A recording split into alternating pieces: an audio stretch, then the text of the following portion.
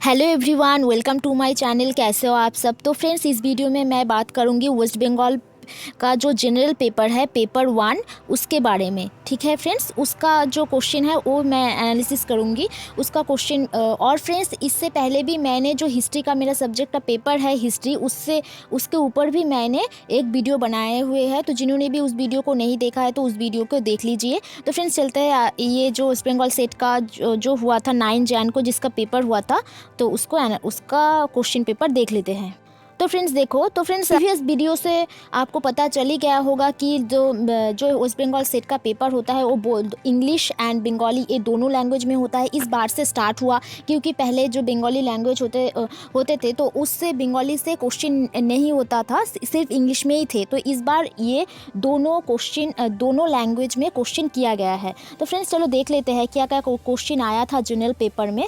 चलो तो फ्रेंड्स देखो, ये फर्स्ट क्वेश्चन में क्या बताना था, जो which of the following types of research depends least on empirical facts. तो फ्रेंड्स देखो, ये लिस्ट जो है ना, इसको ध्यान में देकर ये क्वेश्चन का आंसर करना पड़ेगा, क्योंकि यहाँ पर लिस्ट जो है वो छूट गया तो आंसर ही गलत हो जाएगा। तो फ्रेंड्स देखो, जो लिस्ट ऑन डिपेंड्स है तो ये किस में आएगा, तो फ्रेंड्स इसका करेक्ट आंसर हो जाएगा ऑप्शन सी, फिलोसॉफिकल रिसर्च में। ठीक है फ्रेंड्स।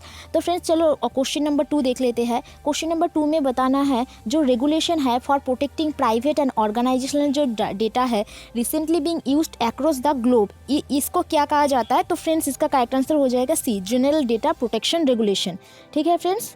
तो फ्रेंड्स क्वेश्चन नंबर 3 को देख लो। यहाँ से क्वेश्चन पूछा है एक सैम्पलिंग जो फ्रेम है वो क्या है, तो फ्रेंड्स वो है एक एन आउटलाइन है व्यू ऑफ ऑल दो जो मेन क्लस्टर है यूनिट का, जो सैंपल का यूनिट है उसका। तो friends B is the correct answer हो जाएगा। 4th क्वेश्चन को देख लेते हैं, जो यहाँ पर बताना how many levels are there in panchayat raj system में कितना लेवल है, तो फ्रेंड्स इसका करेक्ट आंसर हो जाएगा ऑप्शन बी। ठीक है फ्रेंड्स, 3 लेवल है।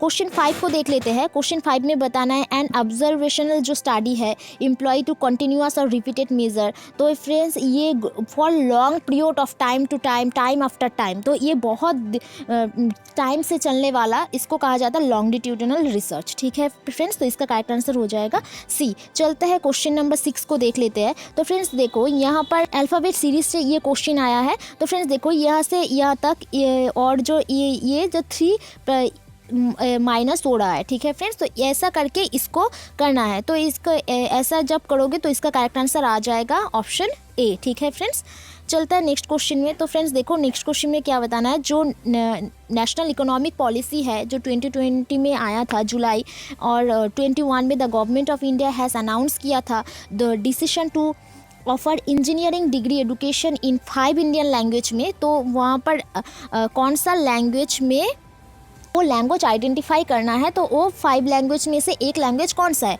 तो फ्रेंड्स ये बंगाली है। ठीक है friends, option D is the correct answer हो जाएगा। और फ्रेंड्स देखो, इस सीरीज़ में भी नंबर सीरीज़ का एक मैथ दिया हुआ है, तो यहाँ पर देख लेते हैं ये कैसा हो रहा है। तो फ्रेंड्स देखो, यहाँ से जो 40 से 20, यहाँ पर देखो 16 इसका डिफरेंस है, और 20 से 35 में डिफरेंस है 15। तो फ्रेंड्स देखो, यहाँ से एक माइनस हो रहा है। उसके बाद यहाँ पे जाओ 14, यहाँ पे जाओ 13, उसके बाद जाओ 12, तो इसके बाद जो डिफरेंस आएगा तो फ्रेंड्स वो 11 होगा। तो और 74 में आप 11 जोड़ दो तो उसका करेक्ट आंसर हो जाएगा 85। तो friends C is the correct answer हो जाएगा। ठीक है फ्रेंड्स, चलता है नेक्स्ट क्वेश्चन में। तो फ्रेंड्स यहाँ पर नेक्स्ट क्वेश्चन में क्या बताना है, जो स्टडी है बॉडी लैंग्वेज का, जो गेस्चर हो गया, जो पोस्चर हो गया, और इस फेशियल एक्सप्रेशन हो गया एंड बॉडी मूवमेंट का, वो उसको कहते हैं काइनेसिस। ठीक है फ्रेंड्स। और फ्रेंड्स जो प्रॉक्सिमिक्स है वो स्पेस की स्टडी है, और जो हैप्टिक्स है वो टच की स्टडी है। ठीक है फ्रेंड्स, तो ये भी याद रख लेना। चलता है क्वेश्चन नंबर 10 को देख लेते हैं। तो फ्रेंड्स यहाँ पर क्या बताना है, जो ये एक वर्ड दिया हुआ है और बताना है if the first and the 7 letters of the word is interchange. तो पहले इस टोटल लेटर को आप अच्छे से लिख लेना, उसके बाद जैसे इंटरचेंज करने को बोला वैसे इंटरचेंज कर लेना। उसके बाद यहाँ पर लेफ्ट से देखना 5th लेटर में कौन सा आएगा।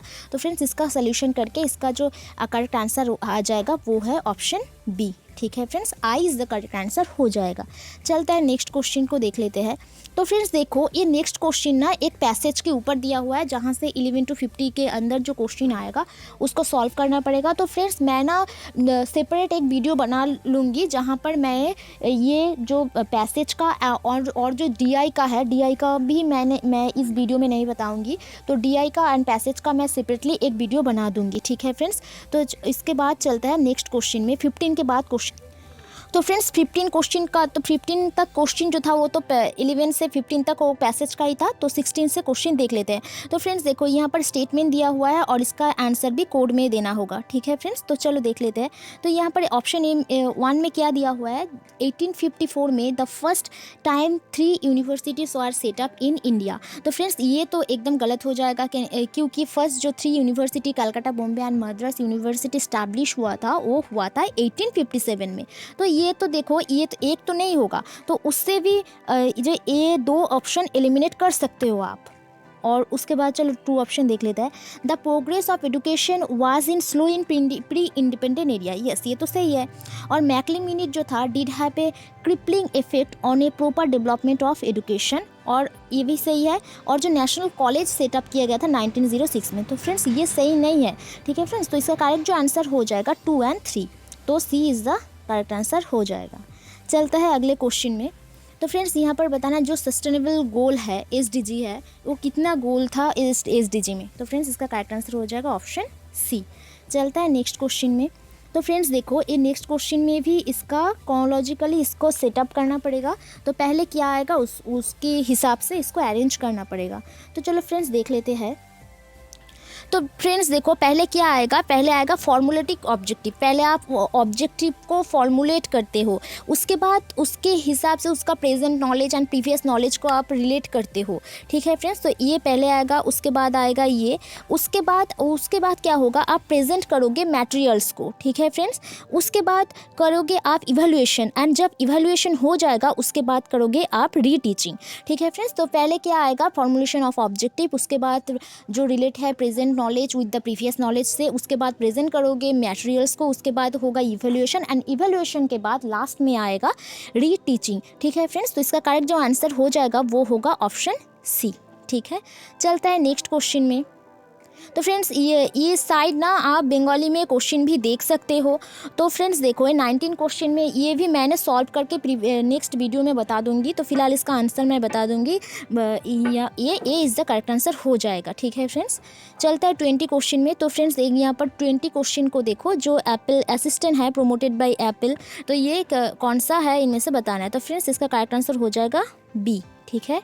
चलते हैं नेक्स्ट क्वेश्चन में। तो फ्रेंड्स देखो, इस क्वेश्चन में क्या बताना है, नेक्स्ट सीरीज़ बताना है क्या होगा। तो फ्रेंड्स देखो, ऑप्शन ये तो इसका करेक्ट ऑप्शन देख लेते हैं। तो फ्रेंड्स देखो, यहाँ पर 2 था, 2 का हाफ हो गया 1, 1 का हाफ हो गया 1 2, 1/2, 2 का 1/2 का हाफ हो गया 1/4, एंड उसका हाफ हो गया 1/8, और इसका क्या होगा 1/16।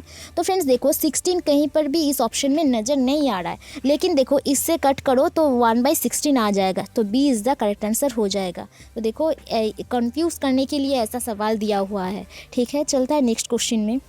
तो फ्रेंड्स देखो, जो अचीवमेंट टेस्ट है वो क्या है। तो फ्रेंड्स इसका करेक्ट आंसर हो जाएगा ऑप्शन डी, जो एक्सेसिंग अमाउंट ऑफ लर्निंग है आफ्टर टीचिंग के बाद देखते हो कि कितना सीखा है, वो हो गया एक अचीवमेंट, ठीक है। चलता है नेक्स्ट क्वेश्चन में। तो फ्रेंड्स देखो, नेक्स्ट क्वेश्चन में क्या बताना है, जो कैंडिडेट है इनमें से बताना है व्हिच सिक्योर बिटवीन 60 से 65 मार्क्स है एवरेज। तो फ्रेंड्स देखो, 60 से 65 एवरेज कहाँ पर है। चलो यहाँ पर तो फ्रेंड्स देखो, ये जो डब्लू में है, तो यहाँ पर WC is the correct answer हो जाएगा, ठीक है फ्रेंड्स। 24 क्वेश्चन को देख लेते हैं। तो फ्रेंड्स देखो, जो NKN जो है इसका फुल फॉर्म बताना है। तो फ्रेंड्स इसका करेक्ट आंसर हो जाएगा national knowledge network, B is the correct answer हो जाएगा। और फ्रेंड्स 25 क्वेश्चन में जो गुरुकुल सिस्टम है एजुकेशन में, वो कब फ्लरिश्ड हुआ था, ड्यूरिंग द टाइम वैदिक and Upanishadic period, A is the correct answer हो जाएगा। देखो यहाँ पर भी डायरेक्शन क्वेश्चन दिया हुआ है 26 से 28 तक, यहाँ पर सॉल्व करना पड़ेगा। तो फ्रेंड्स देखो यहाँ पर जो रेक्टेंगल दिया हुआ है वो रेक्टेंगल किसको रिप्रेजेंट करता है, मैन को। वो जो ट्रायंगल दिया हुआ है वो रिप्रेजेंट करता है एजुकेशन को, ठीक है फ्रेंड्स, एजुकेटेड को। एंड जो सर्कल दिया हुआ है ये सर्कल ये रिप्रेजेंट करता है अर्बन एरिया को। और जो स्क्वायर है ये रिप्रेजेंट करता है जो गवर्नमेंट एम्प्लॉइज़ है उसको, ठीक है फ्रेंड्स। तो ये देखकर इसका करेक्ट आंसर पता लगाना पड़ेगा। तो फ्रेंड्स मैं डायरेक्टली एकदम आंसर ही बता दे रही हूँ। तो आप इसका स्क्रीनशॉट भी ले सकते हो एंड खुद ही इसका ये बहुत ही इजी है, आप खुद ही इसका सवाल निकाल सकते हो। तो आप इसका स्क्रीनशॉट ले सकते हो, ठीक है। चलते हैं उसका आंसर देख लेते हैं। तो फ्रेंड्स देखो जो 26 का जो आंसर हो जाएगा वो होगा ऑप्शन बी, ठीक है फ्रेंड्स। रिप्रेजेंट करता है नंबर ऑफ 4, तो अर्बन एडुकेटेड मैन, ठीक है, ये तीनों। और 27 में देखो वो of the following represent the educated man but not urban, तो इसका 5 इज़ द करेक्ट आंसर हो जाएगा ऑप्शन बी। 28 को देखो which of the following represent urban man and government employees, तो फ्रेंड्स इसका आंसर हो जाएगा 6, B is the correct answer.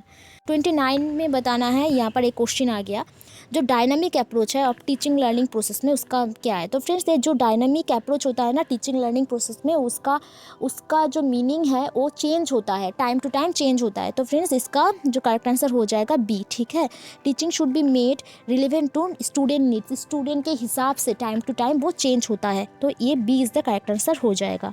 30 question को देख लेते हैं। तो फ्रेंड्स यहाँ 30 क्वेश्चन में ये भी एक जी सवाल था बहुत, तो मेजरिंग करना है अर्थ को आपको। तो फ्रेंड्स हम सभी जानते हैं इसका करेक्ट आंसर हो जाएगा seismograph, option C is the correct answer.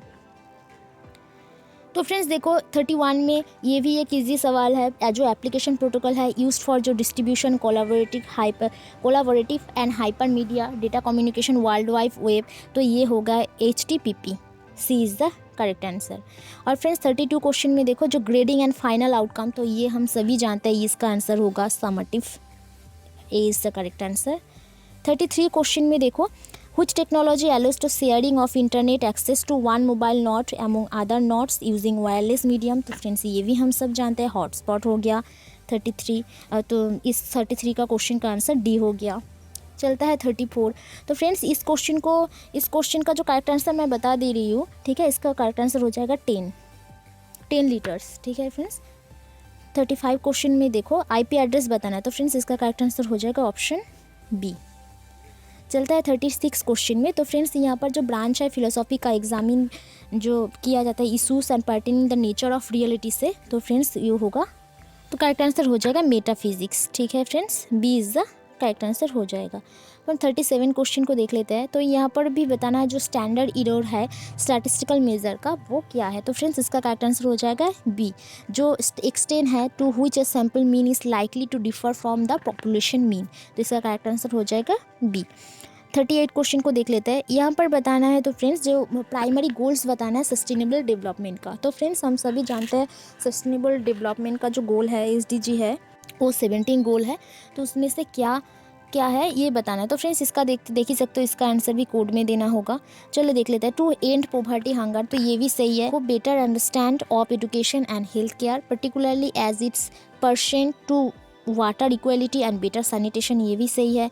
To achieve gender equality, ये भी सही है। To sustainable economic growth while promoting jobs and strong economics, तो फ्रेंड्स देखो यहाँ पर आधा तो एकदम सस्टेनेबल गोल से मैच कर रहा है, लेकिन ये नहीं कर रहा है, तो फिर भी इसका आंसर तो कमीशन नहीं एकदम सही देगा, क्योंकि ये तो 1 2 3 तो एकदम सही है और 4 पार्शियली ट्रू है, तो इनमें से ये और ये में से कोई भी आंसर हो सकता है, ठीक है फ्रेंड्स। तो चलता है नेक्स्ट क्वेश्चन में। 39 क्वेश्चन में देखो यहाँ पर, तो फ्रेंड्स यहाँ पर देखो ये मैच करना है लिस्ट 1 से लिस्ट 2, एक रिवर डैम प्रोजेक्ट है, लोकेशन है। तो फ्रेंड्स इसका जो करेक्ट आंसर देख लेते हैं। यहाँ का जो करेक्ट आंसर हो जाएगा वो होगा जो ऑप्शन बी, ठीक है friends, B is the correct answer हो जाएगा। जो शिव समुद्र है वो है जो कावेरी नदी पे, ठीक है। जो हीराकुद है वो है उड़ीसा, ठीक है। और जो मंडी है वो होगा हिमाचल प्रदेश, नागार्जुना हो गया आंध्र प्रदेश, ठीक है फ्रेंड्स। चलता है नेक्स्ट क्वेश्चन में।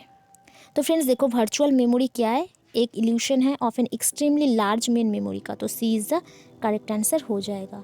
यहाँ पर 41 में देखो which of the following is the cause of extinction of plants and animal in water. तो ये इसका करेक्ट आंसर हो जाएगा ऑक्सीजन डिप्लीशन की वजह से जो एक्सटिंक्ट हो रहा है प्लांट्स का एनिमल्स का इन वाटर में। तो BOD तो हमने सब ने पढ़ा ही है। तो जो ऑक्सीजन का है वो ऑक्सीजन का डिमांड है वो बहुत ही डिक्रीज़ हो जाता है। ठीक है फ्रेंड्स, चलता है नेक्स्ट क्वेश्चन में। 42 क्वेश्चन में देखो यहाँ पर बताना which of the following most appropriate criteria for evaluating and effectiveness of teaching.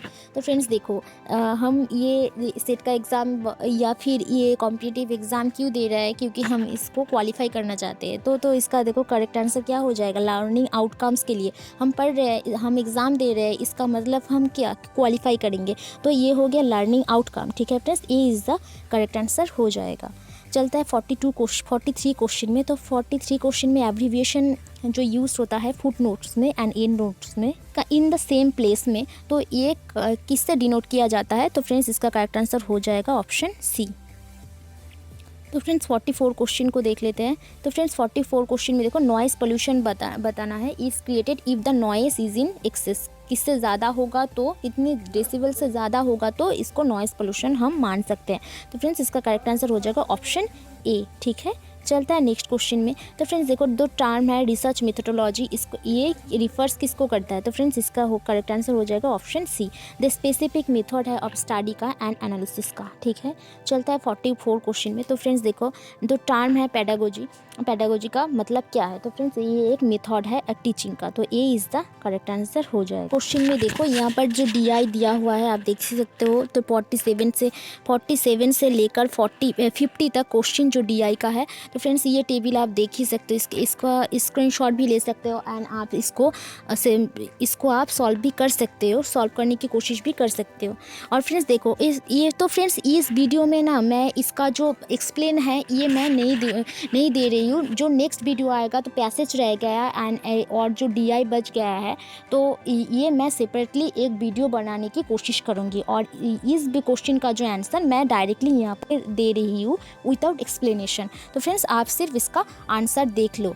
ठीक है, तो फ्रेंड्स देखो इस क्वेश्चन का जो आंसर होगा वो होगा 10:13। ठीक है, और नेक्स्ट क्वेश्चन को देख लेते हैं। ये आप स्क्रीनशॉट भी ले सकते हो। तो फ्रेंड्स देखो इसका करेक्ट आंसर हो जाएगा 48 का सी। ठीक है, और देखो 49 का जो करेक्ट आंसर हो जाएगा वो होगा 1%। ठीक है, तो इसका भी आंसर हो जाएगा सी। और फ्रेंड्स 50 का देखो 50 का आंसर क्या हो जाएगा जो है डी। ठीक है फ्रेंड्स, तो फ्रेंड्स देखो यहाँ पर हमने 50 क्वेश्चन ऑलमोस्ट कंप्लीट कर लिए हैं। और फ्रेंड्स जो एक पैसेज मैं फिर बता रही हूँ, जो पैसेज है जो DI का क्वेश्चन है उसका एक्सप्लेनेशन मैं नहीं दिया है। तो नेक्स्ट वीडियो में मैं कोशिश करूँगी इसका ऊपर एक वीडियो बनाने की। ठीक है फ्रेंड्स, तो ठीक है फ्रेंड्स आज के लिए इतना ही, मिलता है अगले वीडियो पर। इस वीडियो को अच्छा लगे तो लाइक शेयर एंड जिन्होंने भी इस चैनल को सब्सक्राइब नहीं किया है तो सब्सक्राइब कर लेना। And thank you so much for watching this video.